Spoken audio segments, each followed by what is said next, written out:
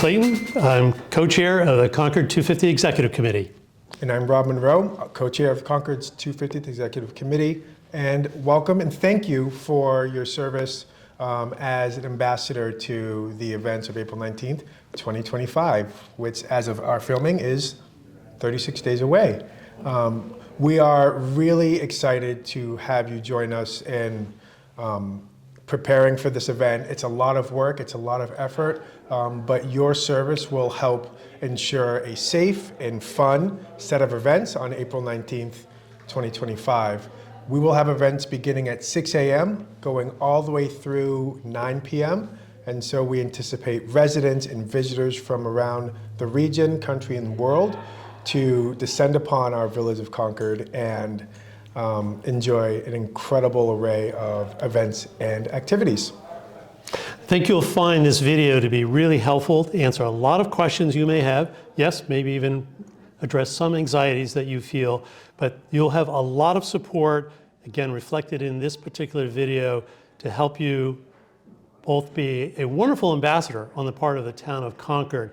This is a chance for us, again, to show to the many guests that Rob has mentioned that will be visiting us on April 19th, and you're a critical part of that effort. We really appreciate what you're doing.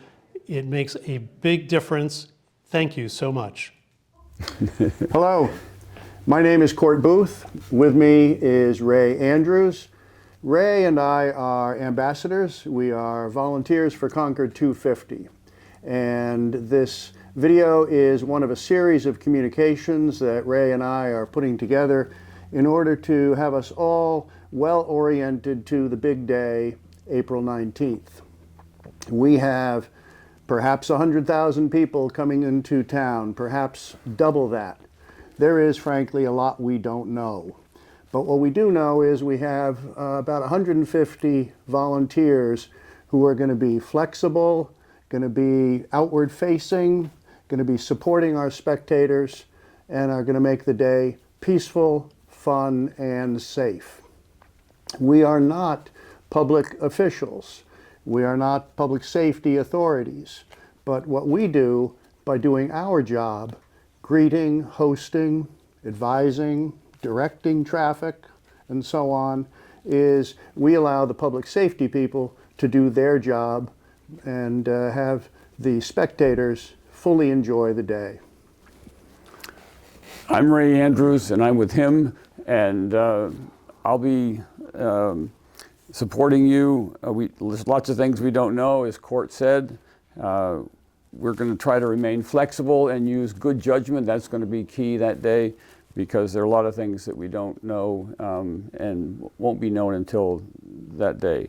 And look for more information coming from us, both on the Concord website and in emails directly to you. We'll be working in small teams, and we'll be self-managed and self-reliant as long as everything is okay. But if something does come up, we have communication with police and other resources through Court, who will be at the Emergency Operations Center. And so if there's any problems, get in touch with either of us. Thank you.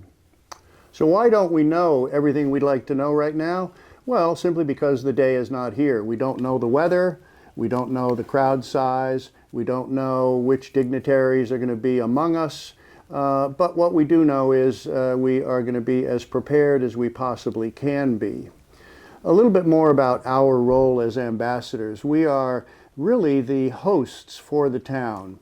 And we're going to have many people in town wanting to see the parade, wanting to come to the block party events in the afternoon, wanting to come to the drone show in the evening, who may be quite unfamiliar with the town.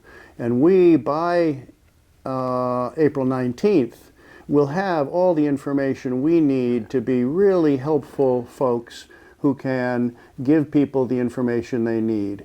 If it's lost and found information, medical information, public safety information, communication information, event location and specifics, all of this transportation, that's another one. We're going to have that information. So do rest assured that as the day approaches and as you and I receive more and more information, we are indeed going to feel well equipped to handle the day. We will also, in addition to hosting with a friendly face and information, we are also going to be eyes and ears on the event, and mostly on the people who are the spectators, so that if we see issues arise that might be a public safety kind of issue, might be a health kind of issue, some other kind of issue, we will have the capacity to communicate with our 911 authorities and get the help that we need. So we know that our job is to enjoy the day, certainly, but more importantly, to keep our eye on the people who are there as spectators. So we won't be paying as much attention to the parade, for example, as the spectators do. We're going to be concentrating on the spectators. And we're not going to be looking for profiling people in any way, but we are going to, of course, be looking for behaviors that might concern us, so that we could turn to me or Ray for advice or 911 for help. And that's a key distinction. Court and Ray for advice and support, and we're going to be there all day to support you, and 911 for any kind of assistance or help of any magnitude.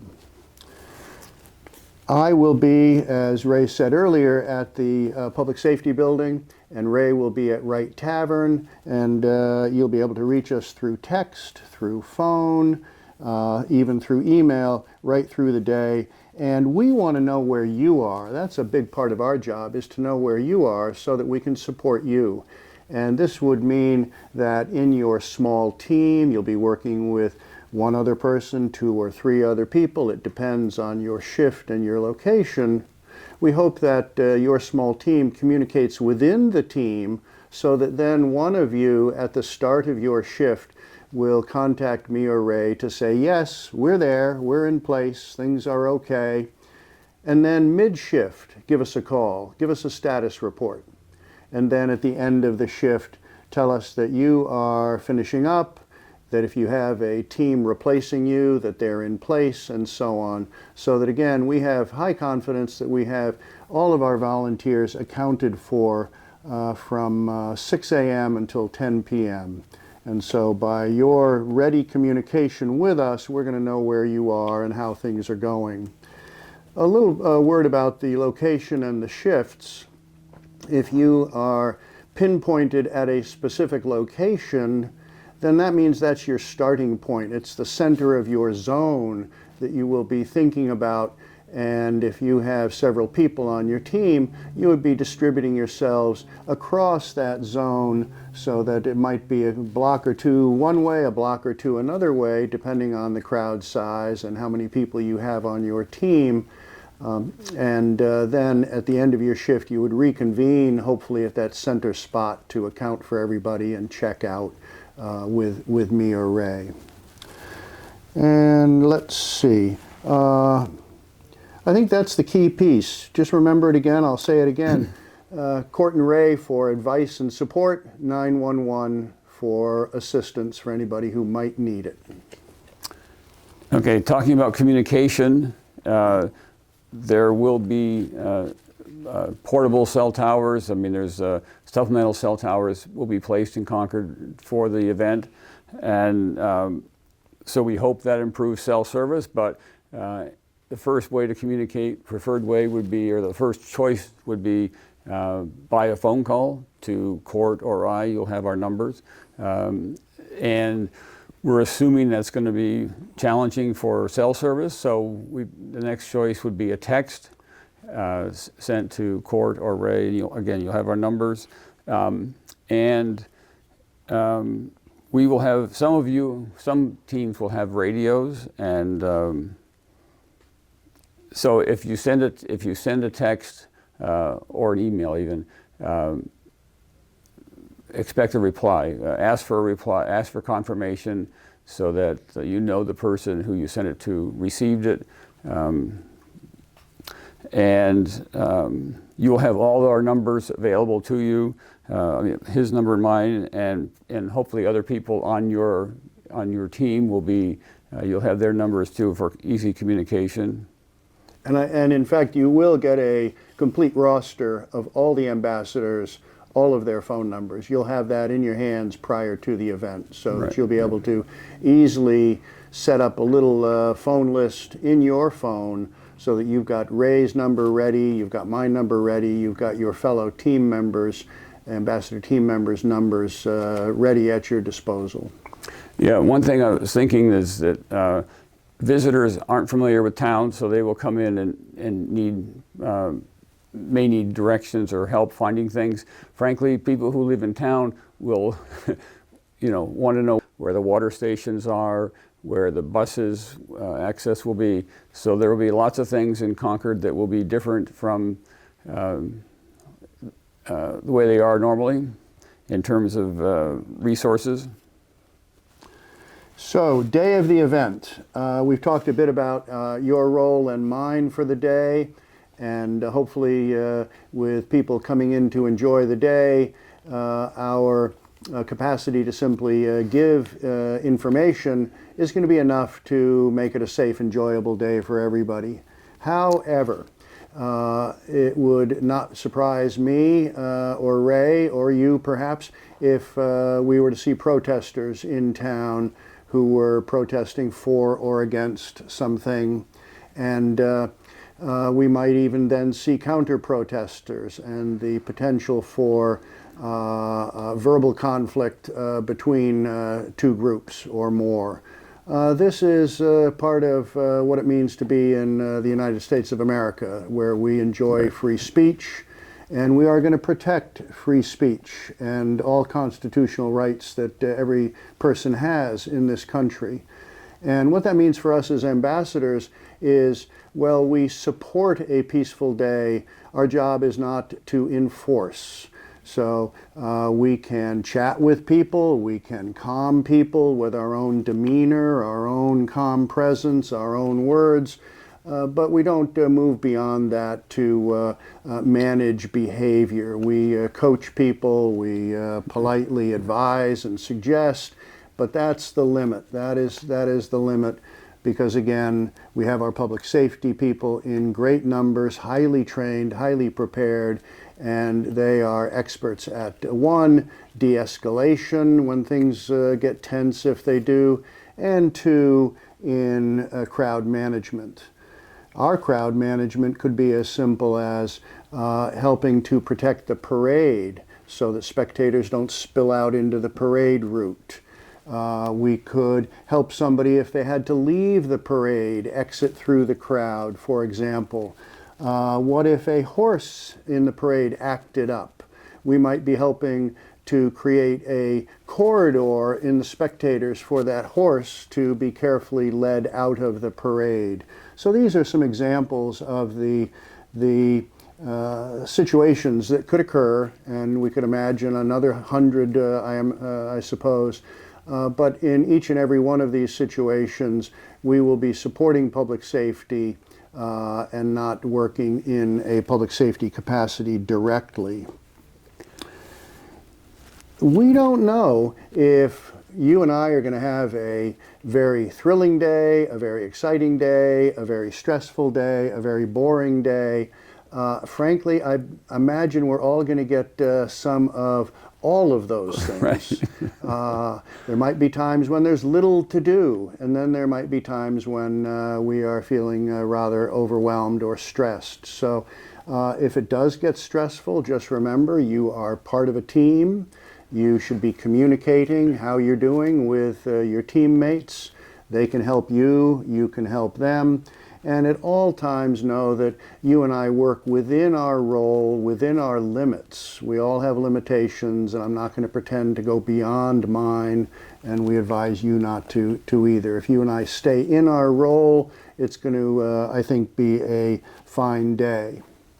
If things get so slow at your location that you wonder why you're there, call that in. Ask Ray, ask me, gee, our location seems to be empty of spectators, very quiet. would you like us to go somewhere else? And we're going to have that information so that we could advise you on where you could be very helpful if your location should be closed down. And then finally, on crowd management, traffic management is going to be a big deal when the day is getting started. We're going to be directing people from the MBTA to the event locations where they can see the parade, or from some of our satellite parking areas and drop-off areas. We understand today that major drop-off areas for incoming shuttles will be at Concord Museum and near the North Bridge. And from those locations, people will need to exit a shuttle and get advice from you or me as to where to find a good viewing location. That'll be a key part of our function. Okay, jumping to more information, more support for you, more sharing of information. There will be a meeting on April 2nd at 7 p.m., sort of a Q&A session with Court and I on Zoom. Watch for information on that. There will be a meet and prepare on the 13th of April from 1 to 5 in the afternoon. So it's not a prayer program, it's just an opportunity to raise questions, to have suggestions even, to go over things you might want to talk about. So that's April 13th from 1 to 5 in the afternoon. And just a bit on that, Sure. if I might, Ray. The 1 to 5 Sunday afternoon is a drop-in when you wish. Right. There's no expectation that you and I are there for 4 hours. But we're going to do a number of things. You can come in and chat with me and Ray, ask questions, offer suggestions, as Ray said. But also, importantly for some of us, it's an opportunity to work up and review some of your emergency readiness skills. So if you want to practice your CPR and your AED, we'll be able to do that with you. You want to practice how to manage a seizure, get a few 100,000 people together, somebody might have a seizure. You can do that with us. We're going to be prepared and equipped to support you on some basic first aid review and practice. One, to increase your competencies, and two, very importantly, to increase your confidence that when somebody is in distress, if that is so, you'll be able to step in. So again, you'll be getting more information on this via email, the April 2 optional Q&A Zoom, and the April 13th at Harvey Wheeler. Right. And one more opportunity to get together, to ask questions, whatever, is when we're going to get the vests. We don't know when vests and ID badges will be distributed, but we'll communicate with you about that. And I'm glad you mentioned that, the vests. We have volunteer artists who are silk screening very bright orange vests for us. And so you and I will be easy to identify. Bright orange with a big, beautiful Concord250 front and back, and the big words ambassador. So there will be no confusing you and me. People will know that we have this function. So between them looking at us, seeing the vest, us looking at them and reading body language, who might need assistance, who might be confused, who might be looking around unaware of what to do, those would all be signals that say that person and we should connect, and perhaps we can be of value to them. Yeah, who might have lost their grandfather or a child, looking at the crowd in that respect, saying, who looks like they're lost, or is in a potentially a confusing or upsetting situation. A few more things before we finish up. Information still coming our way, information you're going to receive, the event schedule, all of the activities in the afternoon. You'll have that information at your disposal. It'll also be posted prominently on store windows downtown. There will also be a big guide board of some kind at Concord Provisions near the Concord Depot and near the Visitor Center. We'll have information on the shuttles that are coming in and out of town to manage the satellite parking around the town, because the center of town will be closed off for anything but viewers and parade participants. We'll know about water stations, medical stations, lost and found protocols, where the shelters are. If we had a bad weather event and we had to quickly get people under a roof, we will have various shelter locations set up and ready to go, open if necessary. Where are the bathrooms will be a question you and I hear many, many times, and where can I find some food? We'll have all of that information available to us as well. Speaking of food, whether you like it or not, alcohol is going to be present that day. There will be a couple of establishments with beer and wine that day. We hope that this is a contributor to a safe and peaceful day and not something different. Just know that we do have that going on. I think as we observe participant behavior and look for things that might concern us, know that our job, you've heard this before, if we see something, we say something. If we're curious about it, talk to a fellow team member, a fellow ambassador. If we want advice about something, me or Ray, you've heard that before. And of course, if you think this needs a more official opinion or response, it's always 911. It's always 911. So I think we've got a couple of next steps, or have we covered most of those? I think you've covered. I mean, there's there will be reread the memo we sent out on the 12th of March for refresh yourself on information that we do know. Come to the meeting on the 2nd, April 2nd. Attend through Zoom. Stop by on the 13th as well, that 1 to 5 period, somewhere in there for a couple of minutes anyway. If you know of any additional volunteers, people who might be willing to serve, we're still looking for more, but it is getting short in terms of credentialing and education, training, orientation. So watch your emails. So finally, thank you. Thanks for your patience going through the video today. You know this is one of a series of communications we're trying to get your way. And we do not want to understate what we're asking.